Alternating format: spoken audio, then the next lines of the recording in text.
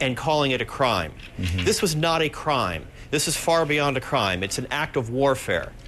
And that is a big distinction. We're heading down the same path that happened after the 1993 bombing of the World Trade Center when they tried the blind sheikh. Omar Abdel Rahman, and we're going to talk about that in just a little bit. I want Ms. Hamdani to get in here. How do you feel about Khalid Sheikh Mohammed and the other 4 accused being brought to New York City? Well, I met Eric Holder, Attorney General Holder in D.C. on the same, the 19th of June. And I was down there at Guantanamo Bay, the last hearing, which did not transpire. However, I saw the workings over there, how it is, and I'm sorry for the loss of Mr. Charles. He lost his wife. I lost my son. But it's not about the 5 detainees per se. It is the legality of what we are doing in the name of justice and liberty. As far as it's saying that we are at war, a war has not been declared. Without the Congress, you cannot declare a war, so a war has not been declared. And if you do have these detainees in a military commissions, the conviction rate over there, the past 8 years, only 3 people have been convicted versus 195 in federal courts. Do you feel that the chances of getting conviction is 91% in federal courts? And I'm going to conclude, if we do convict them in a military court, they will appeal and they'll end up again in our federal system. So why not start from here? Oh, I've heard some New Yorkers say, and people who lost loved ones in 9/11 say this is too close to home.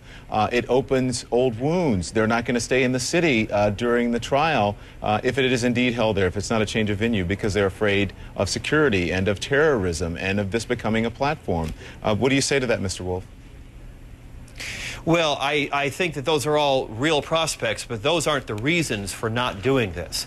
Yes, the city of New York will be put under a great deal of strain if they bring the trial here, a great deal of strain. Not that our police department isn't capable, because it's a fabulous police department. But it's going to provide the terrorists around the world the platform. They're going to take this and they're going to shred it apart by saying, well, how can you get a jury of impartial people when you're having the trial a 5-minute walk from the site of the World Trade Center? And there's going to be all sorts of things that's going to come up. They're going to have the world press looking at it, and what that's going to happen is going to give them a platform in which to espouse their values. Okay.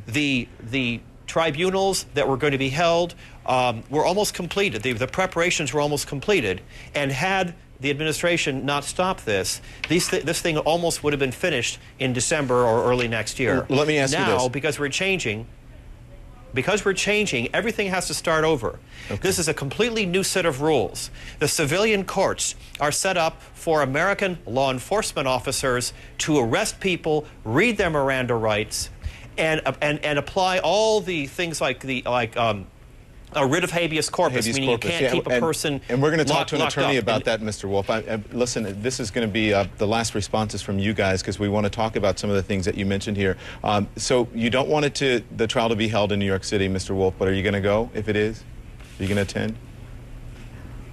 Oh, I have no idea about that. I haven't even thought about that. I doubt that I would. I don't need to see this person. Okay, I want my government to take theirs.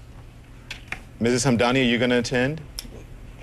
Yes, definitely. I need to attend. I will attend. As rebutting him, or the question that our Constitution is, or our law enforcement is not strong enough to conduct and defend our,